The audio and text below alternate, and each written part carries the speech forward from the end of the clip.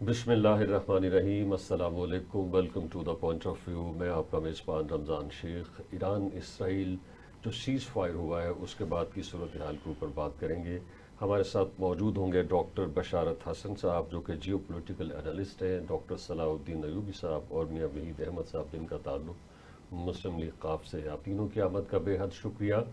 Doctor बशारत हसन साहब, आपसे गुफ्तगू का आगाज़ करते हैं। सीज़ फायर हुआ, उसके बाद हमने देखा कि थोड़ी देर बाद उसकी खिलाफ वर्जी हुई। ईरान और इसराइल ने एक दूसरे को अटैक करना शुरू कर दिया और उसके बाद फिर ट्रंप ने जिस तरह की गुफ्तगू की और जिस तरह से गाली दी नेतन्याहू को, उसे हम क्या समझ सकते हैं? वो स्लिप ऑफ टंग थी या उन दोनों के बीच में कोई रिफ्ट चल रही थी, किसी मामले के ऊपर कोई इख्तलाफ था जो कि उस गाली की सूरत में हमें नज़र आया, या बस हमें उसे नज़रअंदाज कर देना चाहिए और जिस तरह से हालात आगे बढ़ रहे हैं तो उसी रौ में बह जाना चाहिए? जी अस्सलाम वालेकुम। बात यह है कि ये जो कल उसने सॉर्ट ऑफ गाली दी है वो स्लिप ऑफ टंग नहीं है, बल्कि बड़ी कोशिशों के बाद ट्रंप ने इस जंग को रुकवाया है, जो कि मुसल्लत की गई थी इसराइल की तरफ से ईरान के ऊपर। और ये एक बड़ी अजीब बात उसको लगी है कि एक सुपर पावर अमेरिका है, वो सीज फायर करवाता है जिसमें दोनों पार्टीज एग्री करती हैं, उसके बाद फिर उसकी वायलेशन की जाती है इसराइल की तरफ से। तो इस बात पर वो सख्त नाराज था और उसने कहा कि मैं ईरान से भी नाराज हूँ, और लेकिन मैं ज्यादा नाराज नेतन्याहू से हूँ कि उसने क्यों उसकी खिलाफ वर्जी की। उसकी वजह बुनियादी ये देखें कि अब ट्रंप अपने आप को ऐसे एक लीडर के तौर पर पेश कर रहा है जो कि दुनिया में जंगें बंद कराने आया है और जंगें शुरू कराने नहीं आया। और इसी वजह से पाकिस्तानी गवर्नमेंट ने उसको नॉमिनेट भी किया है नोबेल पीस प्राइज के लिए, जिसकी उसको बहुत ज्यादा ख्वाहिश भी है। मैं समझता हूँ गलत नहीं है। पहले यूक्रेन की जो जंग हो रही थी उसमें उसने अमेरिका की तरफ से जब बहुत बड़ी कंट्रीब्यूशन दी जा रही थी अरबों डॉलर्स की, वो रोकी और वो जंग बंद कराने की तरफ लेकर गया। फिर पाकिस्तान और इंडिया की जो जंग हुई उसमें किरदार अदा किया, जिसको 12 दफा कह चुका है मुख्तलिफ फोरम्स पे कि मैंने ये सीज फायर करवाया। इसी तरह ये तीसरी जंग को रोकने का वो क्रेडिट लेना चाहता है। तो अब उसको इस तरीके से एक सुपर पावर के प्रेसिडेंट को इस तरीके से नजरअंदाज करना मैं समझता हूँ बड़ी गलत हरकत है। वजह सिर्फ ये है कि नेतन्याहू जो है नशे में ताकत के बिल्कुल पागल हो चुका है, और जो यहूदी लॉबी है अमेरिका में वो इतनी स्ट्रांग है, वो इस तरह उसको सपोर्ट कर रही है कि उसको ये ख्याल है कि मैं जो कुछ करता रहूं दुनिया में, अमेरिका का प्रेसिडेंट जो कि दुनिया का ताकतवर तरीन आदमी है वो भी मुझे नहीं रोक सकता। तो अपने ताकत के नशे में वो अब ना सिर्फ ये कि उसने तबाह करवाया ट्रंप के जरिए ईरान की न्यूक्लियर सलाहियत को, बल्कि अब वो चाहता है कि पूरे इंफ्रास्ट्रक्चर को तबाह किया जाए ईरान के, जिसके लिए वो लगा रहा पिछले 10 दिन से। सही। और उसके बाद टीम चेंज कराकर अपनी मर्जी का जो है वहां पर हुक्मरान लाया जाए, जिसके लिए जो शाह ऑफ ईरान का बेटा है वो पहले से इसराइल के राब्ते में है, वो उसको बिठाना चाहता था। लेकिन ट्रंप ने इस चीज को रोका है और वो रजीम चेंज की तरफ नहीं जा रहा। आज का उसका जो बयान अर्ली आवर्स में आया है वो ये है कि ट्रंप ने कहा है कि मैं ईरान के साथ, जिस तरह उसने पाकिस्तान और इंडिया के बारे में कहा था, कि ट्रेड शुरू करना चाहता हूं और हम बहुत ज्यादा अरबों खरबों डॉलर्स की ट्रेड करेंगे, ठीक। क्योंकि ईरान पर काफी सालों से सैंक्शंस हैं। उन सैंक्शंस को खत्म करवाकर हम उसके साथ ट्रेड करेंगे। हम नहीं चाहते कि वो किसी जंग में जाए या हम रिजीम चेंज करें। ठीक। डॉक्टर सलाउद्दीन साहब, मैं डॉक्टर बशारत साहब की बात को ही आगे बढ़ाऊंगा। यही इत्तलात हैं इस तरह की कि पहले जो है ट्रंप जो है वो इस हक़ में नहीं थे कि इसराइल और ईरान की वार शुरू हो, मगर नेतन्याहू ने मुसलसल कोशिश करके ये वार शुरू करवा दी। उसके बाद फिर ट्रंप ये नहीं चाहते थे कि वो ईरान के ऊपर अटैक करें। नेतन्याहू ने कोशिश करके अमेरिका को इन्वॉल्व किया, घसीटा और फिर ईरान के ऊपर अटैक करवा दिया। और फिर सीज फायर के बाद की जो सूरत हाल है वो उसी की अक्कासी करती दिखाई देती है कि ट्रंप इतने मजबूर है यहूदी लॉबी के हाथों कि वो नेतन्याहू जो चाहते हैं वो करवा रहे हैं। कि नो ही हैज़ रियलाइज्ड, आज ट्रंप के ऊपर बहुत तनकीद हो रही है कांग्रेस की तरफ से भी कि कांग्रेस से मंजूरी के बगैर अमेरिका ने, ट्रंप ने किस तरह से ईरान के ऊपर अटैक कर दिया। जी, ट्रंप ज़ाहिर है कि एक बहुत ही गैर मामूली रवैये के हामिल एक बहुत बड़ी मुल्क के सरबराह हैं। اور ان کے جو جیسچرز ہیں اور جو ان کے سٹیپس ہیں ان کو سمجھنا ٹرمپ ہی کے بس کی بات ہے، کسی اور کے لیے نہیں۔ عذرائے تفنن کو صاحب کہہ رہے تھے کہ ٹرمپ صاحب کے بارے میں کہا جاتا ہے کہ وہ ان کو جنگیں رکوانے کا بہت شوق ہے، اور اگر جنگ نہ ہو رہی ہو تو وہ جنگ کروا کے اس کو رکوانے کے بھی بندوبست کر لیتے ہیں۔ اب یہ دیکھیے جو معاملہ ہوا، ٹرمپ صاحب نے دنیا کو کیا جیسچرز دیے اپنے دنیا کے سب سے بڑی معیشت، سب سے بڑے لیڈر کے حوالے سے۔ یہ دنیا جو چل رہی ہے اس کے بارے میں کہتے ہیں دو طریقے ہیں، ایک جس کو رول بیسڈ سسٹم کہتے ہیں، جہاں بین الاقوامی کچھ قوانین ہیں جن کے تحت یہ دنیا چلنے کی کوشش کرتی ہے، کہیں ان قوانین کا احترام ذرا زیادہ ہوتا ہے، کہیں وہ قوانین کا احترام ذرا کم ہوتا ہے۔ اور یہ جو رول بیسڈ سسٹم ہے سیکنڈ ورلڈ وار کے بعد جو بنا، یہ پاور بیسڈ سسٹم کو یا اس کے مسائل سے بچنے کا ذریعہ تھا۔ ٹرمپ صاحب اس رول بیسڈ سسٹم جس کی اساس ڈپلومسی پہ ہوتی ہے، اس کو وہ ایک پاور بیس سسٹم میں لے کے آ جاتے ہیں جہاں پہ جنگ ہوتی ہے، اگر تو آپ ثابت کر دیں کہ آپ لڑنے جوگے ہیں تو پھر گفتگو ہو جاتی ہے۔ یہ ایک بہت ڈینجرس ایٹیچیوڈ ہے۔ جو ہوا خوش قسمتی ہے کہ یہ جنگ آگے نہیں بڑھی۔ ٹرمپ صاحب اس کا بہت سارا کریڈٹ بھی لینا چاہتے ہیں، دے دیجئے ان کو کریڈٹ، لیکن یہ جو جنگ کے بعد سیز فائر کا عمل ہے یہ ہمیشہ بہت ساری دقتوں سے دوچار ہوتا ہے۔ کس وقت وہ شروع ہوگا، کون سا سٹینڈرڈ ٹائم ہوگا، اس کو استعمال بھی کرتے ہیں۔ ٹرمپ صاحب نے اپنی پچھلی جنگ جس کا کریڈٹ انہوں نے لیا، اس کی دقتوں کو محسوس کرتے ہوئے جو پاکستان اور انڈیا کی جنگ کو رکوانے کا وہ کریڈٹ لے رہے تھے اور اس میں کہا کون پہلے آیا، انہوں نے کوشش کی کہ اس دفعہ جب بیان دیں تو کہا کہ نہیں، دونوں تقریباً ایک ہی وقت ہمارے پاس آئے، دونوں مان گئے، میں دونوں کی بہت بہت شکریہ ادا کرتا ہوں۔ لیکن اس کے بعد بھی جب دنیا میں ظاہر ہے کہ جو ٹرمپ صاحب سب سے پہلے اپنے ٹروتھ سوشل کے اوپر جب بیان کریں گے کہ یہ جنگ میں نے رکوائی ہے، تو اس جنگ کے تسلسل کا ذمہ دار بھی انہی کو سمجھا جائے گا۔ تو اس کیفیت کے اندر انہوں نے جو کہا، میرا خیال ہے وہ اس سے ریٹریٹ کریں گے۔ دقت کی بات یہ ہے کہ وہ اسرائیل جو ایرانی حکومت کی عدم مقبولیت کو بنیاد بنا کے اس کے رجیم کو چینج کرنے کی بات کر رہے تھے، وہ خود ایک عدم مقبولیت سے دوچار ہیں نیتن یاہو، اور ان کی عدم مقبولیت میں مزید اضافہ ہونے کے لیے جا رہا ہے اسی جنگ کے اس اختتام کے اس طریقہ کار سے۔ تو ظاہر ہے یہ ہذیان جو آپ کو بین الاقوامی سٹیج پہ نظر آتا ہے، یہ کچھ دیر تو شاید جاری رہے گا، فی الفور ختم ہوتا نظر نہیں آتا۔ ٹھیک ہے، وہی صاحب یہ 2-3 اینگل بنتے ہیں۔ یہ بھی کہ جی رجیم چینج کروانا چاہ رہے تھے نیتن یاہو، اس کے لیے انہوں نے رضا کے پہلوی کے بیٹے کو پیش کر دیا اور وہ ان کو اسرائیل کا وزٹ کروایا، ان کے حوالے سے خبریں گردش کرتی رہیں۔ ایک صورت ہم دیکھتے ہیں کہ جب رجیم چینج کروایا جاتا ہے تو بڑا ملک جو ہے اس ملک کے اندر اپنی فوجیں بھی اتارتا ہے، دیگر مختلف محاذوں کے اوپر وہ تو کام کر ہی رہا ہوتا ہے۔ تو اس حوالے سے بھی نیتن یاہو کی یہ خواہش تھی کہ امریکہ جو ہے فوج اتارے ایران کے اندر۔ تو کسی جگہ پہ جا کے امریکہ نے یہ ریئلائز کیا کہ ایسا نہیں کرنا چاہیے۔ ہم اگرچہ وہ پہلے عراق کے اندر ایسا کر چکے تھے، افغانستان کے اندر ایسا کر چکے تھے، تو یہاں بھی وہ بہت مشکل سے بچے رجیم چینج کرتے کرتے اور اپنے آپ کو پھنساتے ہوئے کہ پھر پتہ نہیں کتنے عرصے کتنے سالوں تک انہیں ایران کے اندر رہنا پڑتا۔ میرا خیال ہے کہ اصل مقصد یہی تھا رجیم چینج کا۔ ان کا خیال تھا کہ ہم لوگ اس کو آسانی سے کر لیں گے۔ اب دیکھیں کہ اس کا جو انہوں نے ٹارگٹ کیا ہے، پہلے 20 لوگ جو ہے پہلے دن ہی، اور بڑا ان کا کامیاب جو اٹیک اسرائیل سے کروائے گئے، میں یہ کہہ رہا ہوں کروائے گئے کیونکہ اس میں بالکل امریکہ شامل تھا پہلے دن سے، ان کی بالکل یہ مرضی کے بغیر نہیں ہوا۔ تو اس کے بعد جب انہیں آگے سے جس طرح کا جواب ملا ہے تو وہ ان کے لیے انہیں یہ امید نہیں تھی۔ ان کا خیال تھا کہ ہم نے ان کے جو ہے نا وہ army chief of army staff بھی، اس کے بعد سائنسدان بھی، پھر ان کی سیاسی قیادت بھی، ان کو جس طریقے سے انہوں نے ایلیمینیٹ کیا، اس کے بعد خیال تھا کہ یہ ہم لوگ جو ہے نا اس کو وہاں کی عوام یا وہاں کے ان کے حالات ایسے ہیں کہ ان کے پاؤں کھڑ جائیں گے۔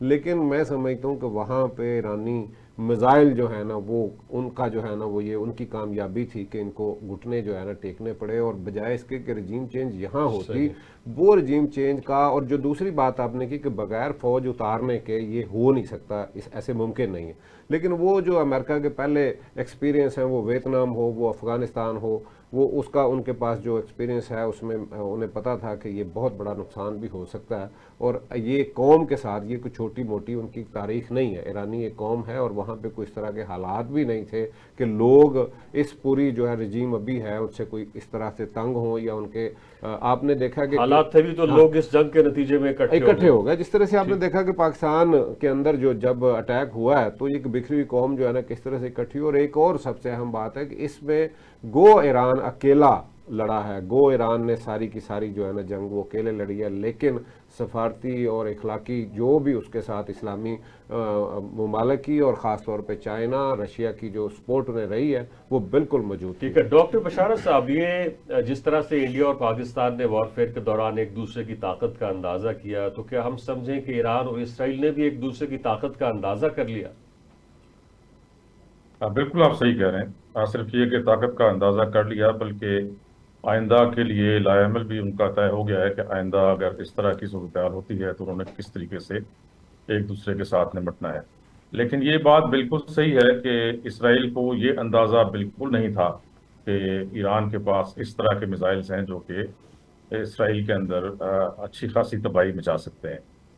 और वो इनिशियली उसने जो हमले किए थे उनकी क़यादत को ख़त्म किया था, फौजी क़यादत को और उनके साइंसदानों को, और उनकी मिसाइल जो लॉन्चर्स थे उन साइट्स पे भी हमला किया गया था जहाँ से मिसाइल लॉन्च होते थे, काफ़ी सारे उसने तबाह किए थे। तो उसको ये ख्याल था कि ईरान इस काबिल नहीं है कि इसके मिसाइल्स वहाँ जाएंगे। फिर उनका जो आयरन ड्रोन सिस्टम था उसमें आयरन डोम, उसका ख्याल था कि अमेरिका का दिया हुआ जो सिस्टम है ये तमाम जो मिसाइल्स आएंगे उनको रोक लेगा, लेकिन वो सिस्टम भी पूरी तरह कामयाब नहीं रहा। उसके अलावा जो रास्ते में उनके मिसाइल्स को इंटरसेप्ट किया जाता रहा अमेरिका की तरफ से, यूरोपियन कंट्रीज की तरफ से, उर्दन की तरफ से और इजिप्ट की तरफ से, उसके बावजूद भी बहुत सारे मिसाइल्स जो है उन्होंने स्ट्राइक किया और उनकी ना सिर्फ ये कि रेजिडेंशियल जो टावर्स थे उनके ऊपर जाकर गिरे, बल्कि उनकी फौजी तनसीबात भी गिरे, जिससे कि वहाँ से आपने देखा होगा टीवी पर कि बहुत ज़्यादा तादाद में यहूदी जो है वो इसराइल छोड़कर यूरोपियन ममालिक में गए। चाहे सिर्फ जंग की हद तक के जो पीरियड है इसमें गए हों, लेकिन बहरहाल वो छोड़ा उन्होंने।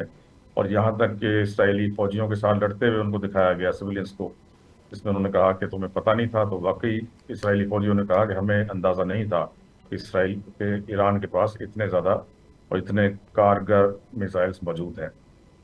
आपकी बात सही है, उनको अंदाज़ा नहीं था, लेकिन अब दोनों को एक दूसरे की ताकत का अंदाज़ा हो चुका है।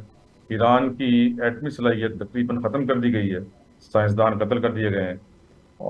तो अब यह है कि कन्वेंशनल वॉर में और मिसाइल्स में अब वो कितनी तरक्की करता है, आगे किस तरीके से चलता है, चाइना उसकी कितनी हेल्प करता है और रशिया उसकी कितनी हेल्प करता है, ये देखना होगा। लेकिन ये है कि तैयारी उसको रखनी पड़ेगी, तैयारी पाकिस्तान को भी रखनी पड़ेगी इंडिया के खिलाफ, क्योंकि इन दोनों जंगों से जो कि पाकिस्तान ने ईरान ने झेली हैं, हमने बहुत कुछ सीखा है। हम तो खैर क्योंकि हमारी एयरफोर्स बहुत स्ट्रांग थी तो हमें फतह नसीब हुई सिर्फ 4 दिन के अंदर। लेकिन ईरान की क्योंकि एयरफोर्स बिल्कुल नहीं थी, उसको ये सोचना होगा किस तरीके से अपनी एयरफोर्स को डेवलप करे और अपने मिसाइल डिफेंस सिस्टम को जो है, जैसे S-400 सिस्टम है रशिया का, इस तरह का, और चाइनीज सिस्टम्स हैं, ये ले और अपने ऊपर सबसे पहले अपने ऊपर से सैंक्शंस हटवाए और उसके बाद अपने मुल्क को तरक्की दे और अपने दिफा को साथ साथ मजबूत करता जाए। सही। डॉक्टर सलाउद्दीन साहब, क्या अब पूरी दुनिया के जो कमज़ोर मुल्क हैं उनको जवाब नहीं मिल गया कि अगर वो ताकतवर नहीं होंगे अस्करी तौर पर तो उनको कोई बड़ा मुल्क जो है वो नहीं छोड़ेगा? ईरान की मिसाल सबके सामने है, तो आपको क्या लगता है जो कुछ ईरान ने देख लिया है अब तक, तो क्या वो बाज आएगा कि वो जौहरी ताकत ना बने? क्या वो कोशिश नहीं करेगा जिस तरह से भी करे कि वो जौहरी ताकत ज़रूर बने, कम से कम वो अपने लोगों का, अपनी जो उसकी टेरिटरी है उसका दिफा तो कर सके? जी बिल्कुल दुरुस्त कह रहे हैं। जिस तरह मैंने पहले अर्ज़ किया कि ये जो रूल बेस्ड सिस्टम है इसकी असास ही ये थी कि हर एक मुल्क को कुछ उसूल हैं बैनुल-अक़वामी तौर पे जिनके तहत चलते हुए अपनी हिफाजत का एक फेयर चांस मिलेगा। लेकिन ये जो रूल बेस्ड सिस्टम है इसका ब्रीच इस जंग के ज़रिए नहीं हुआ, ये बहुत देर से जारी है। और बैनुल-अक़वामी माहिरीन कहते हैं कि देखिए 2 केसेस हैं अमेरिका के साथ, एक नॉर्थ कोरिया है और एक ईरान है। नॉर्थ कोरिया जो अमेरिका से बात करने पे आमादा नहीं है और ईरान जो अमेरिका से बात करने पे आमादा है।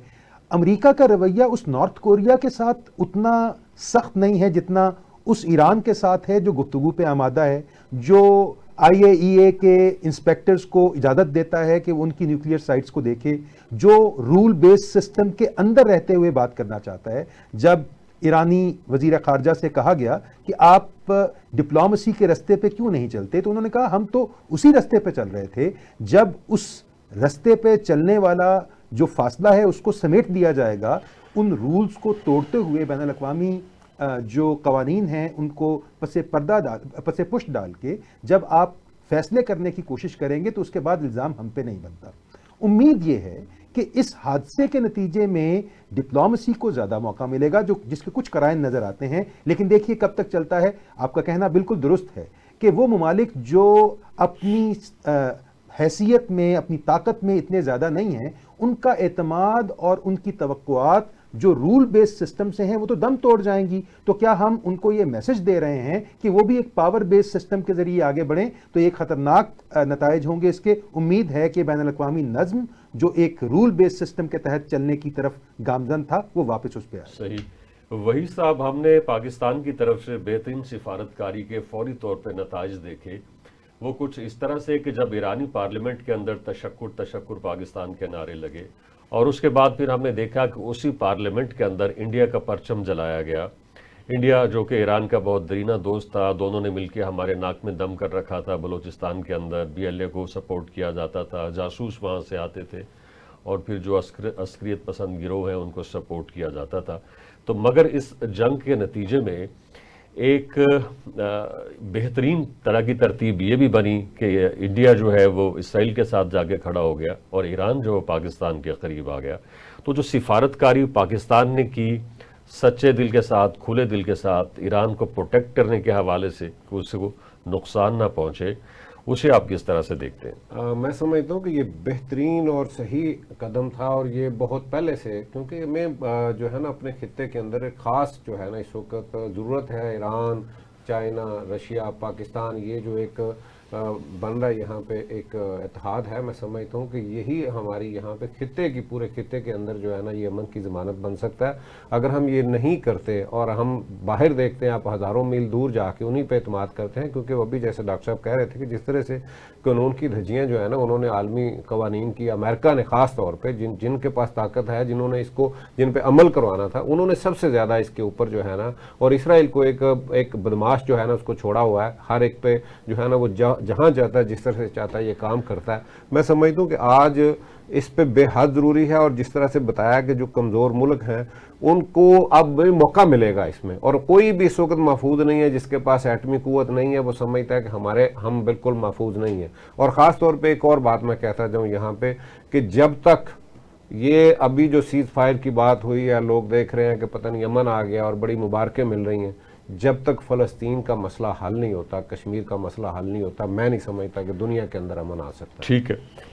ڈاکٹر بشارت صاحب، یہ جو امن معاہدہ ہونے جا رہا ہے جس کی اب باز گشت سنائی دے رہی ہے، آف کورس وہ امن معاہدہ نہیں ہوگا، اس میں ایران کو جو ہے وہ تھوڑا ٹائٹ کیا جائے گا. ٹرمپ نے کہا ہے کہ اگر ایران نے اپنی تنصیبات کو پھر سے بحال کرنے کی کوشش کی تو ہم اسے پھر سے اٹیک کریں گے. اور اس کے بعد ہم دیکھتے ہیں کہ IAEA اس نے ایران سے وقت مانگ لیا ہے کہ آپ ہمیں کب وزٹ کروا رہے ہیں اپنی ان تنصیبات کا جہاں پہ آپ یورینیم کو انریچمنٹ کر رہے تھے اس کی. تو اگرچہ ایران نے اس حوالے سے ایک بل بھی پاس کر لیا ہے، آنے والے دنوں میں اس کی جو سپریم کونسل ہے وہ بھی اس کے اوپر مہر لگا دے گی، مگر یوں لگتا ہے کہ اب لڑائی جاری رہے گی، مگر وہ کسی اور طرح سے ہوگی. جی ہاں، صحیح آپ کہہ رہے ہیں. لڑائی اب جاری تو اس طرح رہے گی کہ ایران کو وہ بالکل نیوکلیئر جو ہے بم بنانے کی طرف جانے نہیں دیں گے. اب کہاں تک ایران اس میں کامیاب ہوتا ہے کہ وہ اپنی جو ہے سول نیوکلیئر صلاحیت کو قائم رکھے، جس کے لیے رشیا اس کی پوری مدد کر رہا ہے. رشیا اس وقت نیوکلیئر ریئیکٹرز پہ کام کر رہا تھا جو کہ بجلی بنانے کے کام آتے ہیں. تو وہ کتنا کر سکتا ہے؟ رشیا کو جب یہ یوکرین کی جنگ سے فارغ ہوگا اس کے بعد ایک فعال کردار ادا کرنا پڑے گا، اور چائنا کو بھی، کیونکہ چائنا اور رشیا جب تک کہ یہ اپنا اثر و رسوخ استعمال نہیں کریں گے تو امریکہ کیونکہ واحد سپر پاور اس وقت نظر آ رہا ہے دنیا میں، اور اس کی ہی شے کے اوپر اسرائیل یہ سب جو ہے کر رہا ہے مسلم ممالک کے ساتھ. تو جب تک کہ چین اور روس یہ طاقت نہیں پکڑتے، اب مسلمان ملک ان کے ساتھ مل کے ایک اتحاد نہیں بناتے، اس میں فوجی اتحاد بھی شامل ہے، ان کے ساتھ فوجی معاہدے نہیں کرتے، تو یہ ایک ایک کر کے ہر ملک پر جو ہے آتے جائیں گے اور اس کو تباہ کرتے جائیں گے۔ دیکھیں، جب یہ جنگ عظیم دوم کے بعد ایک ادارہ قائم کیا گیا تھا جس کا نام تھا اقوام متحدہ۔ اب اقوام متحدہ کا یہ کام تھا کہ وہ اس طرح کی جنگیں رکوائے، اس طرح کے جو دوسرے ممالک میں جو ہے اس طرح کے جیسے کشمیر میں ہوا یا اور ملکوں میں ہے تنازعات ہیں، ان کو ایک ایمیکیبل طریقے سے حل کروائے۔ لیکن آپ نے دیکھا کہ یونائیٹڈ نیشنز کا کردار بالکل ہی صفر کر دیا گیا ہے، کوئی اس کی بات نہیں مانتا۔ ایون کہ ICJ جو انٹرنیشنل کورٹ آف جسٹس ہے، اس نے رولنگ دی کہ یہ وار کرمنل اس کو ڈکلیئر کیا نتن یاہو کو، لیکن وہ وار کرمنل جو ہے اس کو اسی طریقے سے عزت دی جاتی ہے پورے یورپین کنٹریز کی طرف سے، امریکہ کی طرف سے، آسٹریلیا کی طرف سے۔ تو اب یہ میں تو یہ سمجھتا ہوں جنگل کا قانون نافذ ہو چکا ہے دنیا میں۔ صحیح، جنگل میں یہ ہوتا ہے کہ جو طاقتور ہے وہ جو کہتا ہے اسی کی بات مانی جاتی، باقی کوئی کسی قسم کا کوئی جو ہے اصول پسندی نہیں ہوتی۔ تو جنگل کا قانون اس دنیا میں نافذ ہو چکا ہے۔ صحیح۔ اب یہ ہے کہ اگر آپ طاقتور نہیں ہیں تو کوئی بھی کو چل دے گا۔ ڈاکٹر صلاح الدین صاحب، لوگ کہتے ہیں کہ اگر ایران نے جو IAEA کے انسپیکٹرز ہیں ان کو اجازت دے دی کہ وہ آ کے سائٹس کو وزٹ کریں تو ایران پھنس جائے گا، وہ ایک بار آ گئے تو پھر نکلیں گے نہیں وہاں سے۔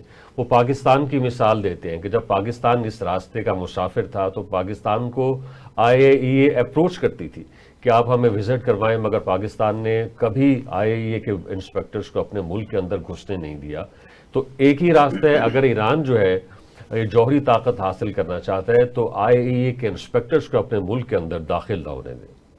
دیکھیے، یہ جو ملکوں کا دنیا کے اندر آگے بڑھنا ہے، یہ واقعات کے تسلسل میں دیکھا جا سکتا ہے۔ ظاہر ہے یہ پاکستان کی مرضی سے ایسا نہیں ہوا، واقعات کا بہاؤ ایسا تھا کہ اس وقت پاکستان کو وہ کنسیشنز مل گئیں اور پاکستان نے ان کنسیشنز کے ملنے سے بھرپور فائدہ اٹھاتے ہوئے ظاہر ہے کہ لیٹر آن ڈکلیئر کیا اور ہم ایک طاقت بن گئے، نیوکلیئر طاقت بن گئے۔ ایران کو بھی یہ موقع مل گیا ہے۔ میرا خیال ہے کہ وہ جو توقعات تھیں کہ ایران کیپیچولیٹ کر جائے گا اس بوجھ کے اندر، اور وہ ساری توقعات جو ان کی تھیں وہ ساری دھری کی دھری رہ گئیں، اور اس کے نتیجے میں شاید جو ذوف تھا اس رجیم کا وہ دور ہو گیا کسی حد تک، اور ایران کے اوپر جو بندشیں تھیں کہ ان کو اتنی بہت ساری بین الاقوامی خواہشات کا احترام کرنے پہ مجبور کیا جا سکتا ہے، اب وہ بندشیں کسی قدر کم ہو گئی ہیں۔ تو مجھے یہ لگتا ہے کہ ایران کے لیے اب یہ دیکھنا ہوگا کہ آئندہ چلتے ہوئے ایران کیسے اس ایپیسوڈ کو کیپٹلائز کرتا ہے اپنے اس نیوکلیئر معاملے کو آگے بڑھانے کے لیے، کیونکہ بہرحال اس کے پاس یہ ایکسکیوز تو موجود ہے کہ وہ IAEA جس نے جو نگہبان تھی کہ چونکہ ایران اس کے ساتھ کوآپریٹ کر رہا تھا، جب وہ اس ایگریسر کو جو کہ اس کیس کے اندر اسرائیل بھی ہے اور امریکہ بھی ہے، اس کو روک نہیں پائی۔ امریکہ نے اپنے ہتھیاروں کی نمائش کی، ان کا استعمال کیا، ان کو ٹیسٹ کیا ایک معاملے کے اندر جو کہ بریچ آف انٹرنیشنل لا تھا۔ تو ایران اس موقع کو ضائع نہیں کرے گا، اور میرا خیال ہے کہ ظاہر ہے کہ یہ اسپر آف موومنٹ کے اوپر ابرپٹ ڈیسیژنز نہیں ہوتے ہیں، بڑے well thought out long term decisions ہوتے ہیں۔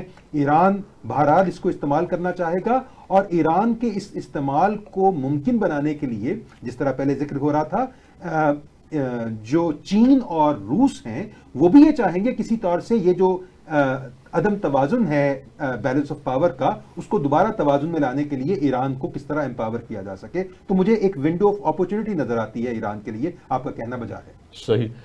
وہی صاحب، غزہ کی آپ نے بات کی، یہ جو ایران اسرائیل وار تھی اس کی چنگاری تو وہیں سے بھڑکی، اور ہم دیکھتے ہیں کہ ادھر سیز فائر کا اعلان ہو گیا، غزہ کو کوئی نہیں پوچھ رہا، وہاں 60-70 ہزار ہلاکتیں ہیں جن میں بچے شامل ہیں، خواتین ہیں، بوڑھے افراد ہیں، ہر عمر کے لوگ ہیں، اس حوالے سے کوئی بات نہیں کر رہا۔ کیا لگتا ہے کہ ان کے پاس چونکہ میزائل نہیں ہے، ان کے پاس کوئی ٹینک نہیں ہے، ان کے پاس کوئی آرمی نہیں ہے، ان کی جو اسٹریٹجک ان کی جو پوزیشن ہے، لوکیشن ہے، وہ نہیں ہے، ورنہ اس کے ساتھ بھی کوئی مذاکرات کر لیتا اور بیچ میں پڑ جاتا۔ ابھی یہاں بات ہوئی کہ جنگل کا قانون جو ہے نا، اور بدقسمتی یہ ہے کہ جب سے ایک ہی طاقت ہے، جب ایک ہی چودھری رہ گیا پوری دنیا کے اندر، تو اس کے فیصلے بھی ایسے ہی ہیں، اور وہ فیصلے بالکل جنگل کے قانون والے ہی ہیں کہ جہاں پہ کمزور ہے ان کے لیے کبھی آواز نہیں اٹھی، ان کو مارا جا رہا ہے۔ جب ذرا طاقتور کے سامنے کوئی جواب دے आप देखेंगे जब इंडिया और पाकिस्तान की शुरू हुई है जंग, तो उसमें पहले क्या कहा उन्होंने कहा जी ये हमारा मसला नहीं है, ये आप खुद ही निबड़ लेंगे ये आपस में।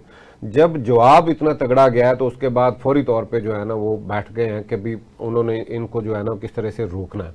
और यही काम जो है ना ईरान के मामले में हुआ। मैं समझता हूँ कि ये आज ईरान आपको देखेंगे इसके अंदर ईरान के ऊपर यही इल्ज़ाम है ना कि इनकी प्रॉक्सीज वहाँ पे जो काम कर रही हैं, और आज तक आवाज़ भी अगर किसी ने उठाई है तो हकीकत में ईरान ही उनके लिए आवाज़ उठाता रहा। तो मैं समझता हूँ कि इनको जो है ना एनपीटी से जो है ना अब ऐसे मौका बन गया कि इनको निकल जाना चाहिए। और बिल्कुल जो है ना जिस तरह से अभी डॉक्टर साहब ने जिक्र किया कि पाकिस्तान के अंदर आपने उनको जो IAEA के इंस्पेक्टर्स हैं उनको इजाज़त नहीं दी गई, ईरान भी ना दे। और बिल्कुल जैसे कोरिया बात कर रहा है, आप देखेंगे ये इनकी पूरी तारीख है कि आपने इराक में इजाज़त दी, आपने लिबिया ने इनके साथ हाथ मिलाया, जिसने इनके साथ दोस्ती वाला हाथ बढ़ाया उनके साथ जो सलूक हुआ है, मैं समझता हूं कि आज इनको जो आंखें दिखाता है उसके सामने ये बिल्कुल ढेर हो जाते हैं और इनकी ताकत भी धरी की धरी रह जाती है। और आज ईरान को ये काम करना है। और उसके साथ यहाँ फिर बात मेरे दोनों दोस्तों ने जो बात की है उसमें बहुत अहम किरदार, क्योंकि चीन के बहुत सारे यहाँ पे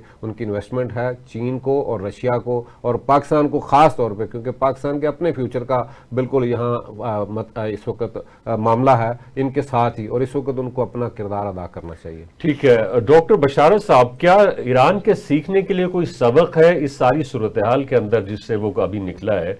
ख़ास तौर पे मैं उसके जो इंटरनल सिचुएशन है उसकी बात कर रहा हूँ। तो कुछ लोग बात करते हैं कि वहाँ पे थोड़ी घुटन है, प्रोग्रेसिव जहन वहाँ मौजूद नहीं है, थोड़ा आवाज़ को दबाया जाता है और माशी घुटन भी है ऑफ कोर्स वहाँ पे। तो थोड़ा सा ये दर खोले जाएं ताकि हवा आए।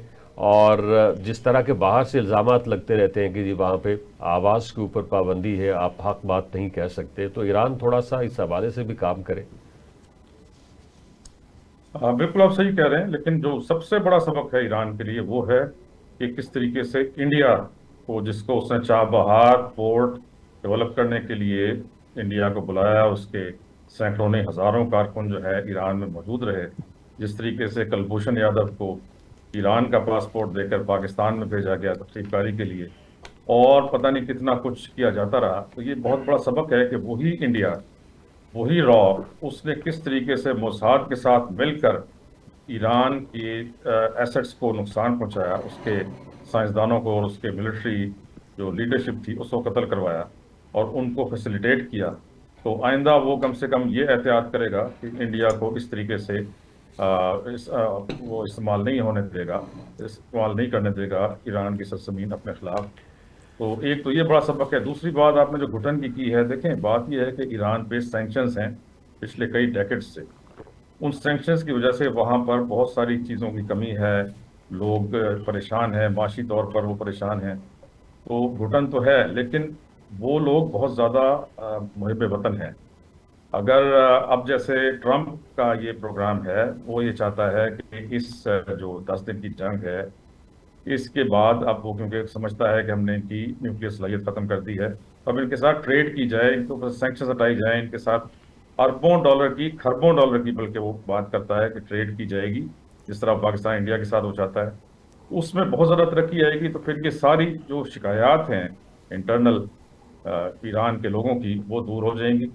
और ये एक जो है बात कही जा रही थी कि बाहर से लाकर रज़ा शाह पहलवी के बेटे को बिठा दिया जाएगा, अगर ये रजीम चेंज इस तरीके से करते तो आप मेरी बात याद रखिए 3 महीने भी वो ना चल पाता और एक बहुत बड़ा रेवोल्यूशन और आता है। क्योंकि ईरानी जो कौम है वो किसी तरह भी बर्दाश्त ना करती कि कोई बाहर से लाकर किसी को बिठा दिया जाए, और वो खुद भी कत्ल होता और जो है इनका सारा मंसूबा धरे का धरा रह जाता। तो ये अच्छा हुआ इस चीज़ को यहाँ पर रोक दिया गया है। अब सबसे पहली चीज़ जो ईरान को करवानी चाहिए वो है सैंक्शंस उठवाए अपने ऊपर से और अपने मुल्क को तरक्की दे, ट्रेड में अमेरिका के साथ जाए जैसा भी होता है बाकी मुल्कों के साथ, और अब फिर उसके जो लोग हैं वो कुछ जी ठीक। डॉक्टर सलाउद्दीन साहब, एक नई डेवलपमेंट है कि पाकिस्तान और अमेरिका के बीच में अगले हफ्ते एक तिजारती मुआहदा होने जा रहा है। अच्छी खबर है, आप किस तरह से देखते हैं इसको? हम उनको क्या दे सकते हैं, वहाँ से हम क्या ले सकते हैं, इसका फिर इम्पैक्ट क्या होगा पाकिस्तान की जो माशी सूरत हाल है उसके ऊपर? जी बहुत अहम है। पाकिस्तान का सबसे बड़ी जो एक्सपोर्ट मार्केट है वो अमेरिका है। ये हैरान कुन बात है और जाहिर है कि ये حیران کن بات ممکن ہوئی ان کنسیشنز کے نتیجے میں جو پاکستان کو امریکہ کی طرف سے ملتی ہیں. امریکہ دنیا کی سب سے بڑی معیشت ہے, ہماری ایکسپورٹ بہت کم ہے, ان کم ایکسپورٹس میں سے سب سے بڑا حصہ چونکہ امریکہ کو جاتا ہے, تو یہ نیگوسیشنز بہت اہم ہوں گی. یاد رہے کہ جب بھی نیگوسیشنز کے اندر دو پارٹیز ہوتی ہیں, یہ جو ٹریڈ نیگوسیشنز ہوتی ہیں یہ محض جذبات کے اظہار کے ساتھ نہیں ممکن ہے, ان کے لیے بڑا ہوم ورک کرنا پڑتا ہے. ہم تیار ہیں اپنی ان مصنوعات کے حوالے سے جن کی مارکیٹ وہاں پہ بن سکتی ہے. اب محض رعایتوں کے ذریعے تجارت آگے نہیں بڑھ سکتی.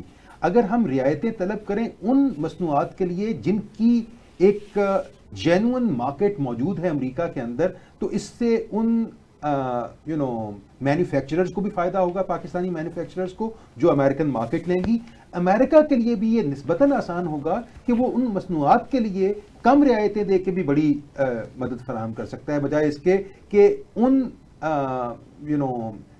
ٹریڈ کے آئٹمز کے اوپر ہم بڑی رعایتیں لیں جن کی مارکیٹ چھوٹی ہے. تو ہماری تاریخ تو یہ ہے کہ ہم اسپیشل انٹرسٹ گروپس جو ہیں ان کے لیے بڑی رعایتیں لے کے ان کے لیے مارکیٹ پیدا کرتے ہیں. امید ہے کہ اس دفعہ جب ہم جائیں ان نیگوسیشنز کے لیے تو ہم ایک براڈ بیسڈ پلان کے ساتھ جائیں, جہاں ہم لانگ ٹرم میں پاکستان کی ایکسپورٹ مارکیٹ کو بڑھانے کے لیے دنیا کی سب سے بڑی معیشت ہے, جن سے آلریڈی ہماری سب سے بڑا ایکسپورٹ مارکیٹ کے طور پہ ایک ملک کے طور پہ موجود ہے, ہم اور کیا لے سکتے ہیں, یہی کامیابی ہوگی. میری نیک تمنا ہے اس سلسلے میں. ٹھیک ہے, وہی صاحب آپ سے میرا یہ سوال ہے کہ جب سے انڈیا وارفیئر ختم ہوا ہے اس کے بعد ہم دیکھتے ہیں کہ ایک اسٹیل میٹ سچویشن ہے, اس کے اندر کوئی ڈیولپمنٹ نہیں ہو رہی, مثلا کوئی بات چیت نہیں ہوئی اس حوالے سے کہ اب اس کے بعد کیا کرنا ہے. جن ایشوز کے اوپر وہ جنگ ہوئی تھی, خاص طور پہ سنتاس کا معاہدہ ہے, دہشت گردی کا ایلیمنٹ اس کے اندر شامل ہے.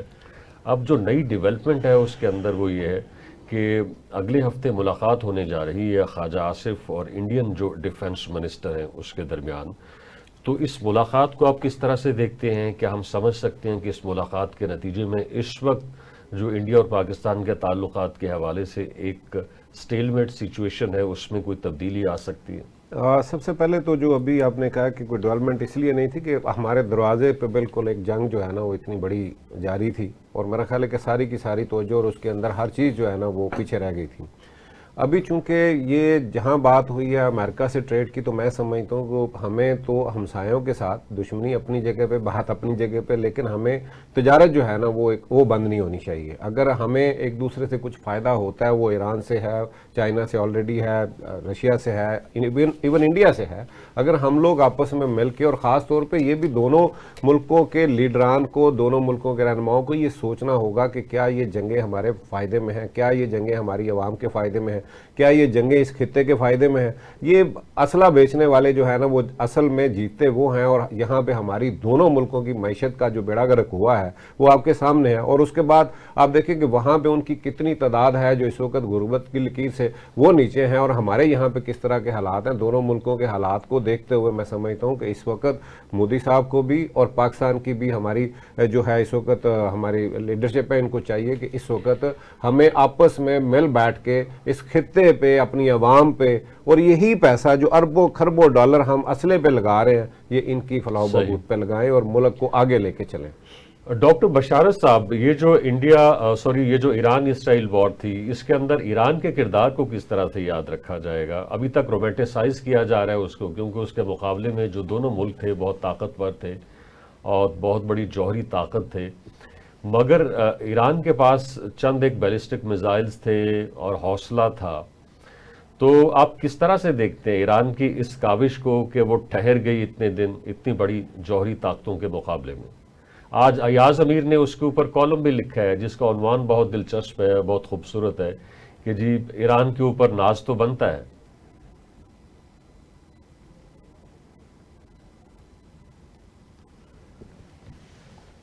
ڈاکٹر بشارت صاحب, آپ کو میری آواز آ رہی ہے؟ ڈاکٹر صلاح الدین صاحب, آپ ریسپونڈ کر سکتے. جی, ظاہر ہے کہ قومیں مشکل وقت میں ہی اپنا کردار پوری دنیا پہ واضح کرتی ہیں. یہ مشکل وقت ایران پہ آیا, بلکہ بہت دیر سے ایک مشکل وقت سے گزر رہے ہیں, لیکن وہ ایک بڑی تاریخ ساز قوم ہے جو اپنے عزم کے حوالے سے پوری دنیا میں جانی جاتی ہے. ان کی مشکلات بے پایہ تھیں, لیکن اس خاص دورانیے میں دلچسپ بات یہ ہوئی کہ جو توقعات تھیں کہ وہ لوز کریں گے اس سے زیادہ وہ گین کر گئے ہیں. اب یہ تو ایک وقتی معاملہ ہے. بہرحال ایران کی جو میزائل کی سٹرینتھ تھی وہ ڈپلیٹ بھی ہو گئی ہے, یعنی وہ کم ہو گئی ہے. جتنے میزائل استعمال کیے یہ واضح ہے پوری دنیا پہ. ظاہر ہے دنیا جنگ کی طرف نہیں جانا چاہتی. جس طرح میں نے پہلے بھی کہا تھا کہ ایک رول بیس سسٹم ہے, ایک پاور بیس سسٹم ہے, یہ بیک وقت کام کر رہے ہوتے ہیں. یہ جنگ رول بیس سسٹم کے اوپر اعتماد کی وجہ سے رکی ہے اور پاور بیس سسٹم کی وجہ سے چلی تھی. تو یہ ظاہر ہے ہمہ ہمی رہے گی. ایران اس ونڈو آف اپرچونٹی سے کیا کچھ حاصل کر سکتا ہے اور کیا کچھ منتقل کر سکتا ہے, جس کا آپ نے پہلے اظہار کیا. ظاہر ہے اندرونی طور پہ اگر کوئی ملک کمزور ہو تو بیرونی طاقتوں کو اس کو شکست دینا بہت آسان ہو جاتا ہے. ایران کے اندر کچھ اندرونی مسائل بھی ہیں. ایران اس ایپیسوڈ کے بعد کیا وہ کنسیشن دینے پہ آمادہ ہو سکتا ہے جو وہاں پہ معتدل مزاج قوتیں چاہتی ہیں یا نہیں, یہ فیصلہ کرے گا کہ اندرونی طور پہ بھی کیا ایران ایک مضبوطی کے سفر پہ آگے بڑھ رہا ہے یا نہیں, تاکہ بیرونی طاقتوں کو اس کو کمزور کرنے کی جرت نہ ہو. صحیح. وحید صاحب, آپ سے میرا یہ سوال ہے کہ ایک ایسا ملک اس اسرائیل ایران وارفیئر کے دوران جو کہ بظاہر اس وار کا حصہ نہیں تھا مگر اس کو برابر مار پڑ رہی تھی. اسرائیل جب اٹیک کرتا تھا چابہار بندرگاہ کے اوپر تو اس وقت اس کی جو انویسٹمنٹ تھی چابہار کے اوپر اس کو نقصان پہنچتا تھا. جب ایران اٹیک کرتا تھا اسرائیل کے اوپر اور اسرائیل کی جو حائفہ بندرگاہ ہے اس کے اوپر, تو وہاں بھی اسی کو نقصان پہنچتا تھا کیونکہ وہاں بھی اسی ملک نے انویسٹ کیا ہوا تھا. میں انڈیا کی بات کر رہا ہوں. اور اس کے علاوہ کیا اچھے طریقے سے وہ ڈسٹینس کر دیا گیا ہے اس کو کہ وہ ایران کے قریب تھا, پاکستان کے خلاف سازشیں کرتا تھا. میرا خیال ہے کہ ان کو سزا ان کے کردار کی جو ہے نا, جس طرح کا وہ ایک جھوٹ اور اس کے بعد منافقت والا ان کا رویہ رہا ہے, اس پہ ان کے ساتھ جو ہوا ہے وہ بہترین ہے اور یہی ہونا چاہیے تھا. اور میں سمجھتا ہوں کہ اس وقت ایران کو اللہ تعالیٰ نے جو ہے نا وہ یہ دکھا دیا ہے کہ اس پورے جنگ کے اندر کہ کون دوست ہے کون دشمن ہے, اور یہاں پہ بہت سی چیزیں جو ہے نا پوری دنیا کے لیے کھول کے سامنے آ گئی ہیں. اور یہ اب جو ہے نا اپنی اپنی لائن جو ہے نا اس وقت سارے ٹھیک کریں گے کہ بھی ہم نے کدھر جانا ہے. اور دوسری بات ابھی یہاں آپ نے جو ایک بات کی تھی کہ بھی ان کے اندر کے حالات کے, تو میں ڈاکٹر صاحب سے تھوڑا اختلاف کروں گا کہ وہاں پہ اتنا مضبوط ان کا سسٹم ہے کہ اگر کوئی اس طرح کی بات ہوتی تو دیکھیں کہ ایک ہی وقت کے اندر 51,000 لوگوں کو وہاں پہ جو ہے نا وہ پھانسیاں دی گئی, مارا گیا, تو اس وقت ہی اس طرح کے حالات بدل جاتے. وہ ان کا اس وقت آج بڑا مضبوط وہاں پہ وہ ایک ان کا چل رہا ہے سسٹم, اور وہ ورنہ اتنی بڑی جو ان کی قیادت جس طرح سے 20 لوگ گئے ہیں تو وہ بکھر جاتا معاملہ, لیکن وہ بڑا مضبوط سسٹم ہے. اور میں سمجھتا ہوں کہ ایران جو ہے نا آج بڑا مضبوط کھڑا ہے, اور آج یہ ان کو وہ واقعی جو ایاز امیر صاحب کے کالم کی بات کی, آج وہ مبارکباد کے حقدار ہیں کہ یہ جنگ اب انہی کے جو ہے نا میں سمجھتا ہوں کہ مبارکباد کے حقدار بنتے ہیں. اس کے ساتھ ہی پروگرام کا وقت ختم ہو چاہتا ہے. آپ تینوں کا بے حد شکریہ, آپ نے ہمیں جوائن کیا. یہ تھا ہمارا پوائنٹ آف ویو. اپنے پوائنٹ آف ویو سے آگاہ کرنے کے لیے وزٹ کیجیے ہماری ویب سائٹ tvtoday.com.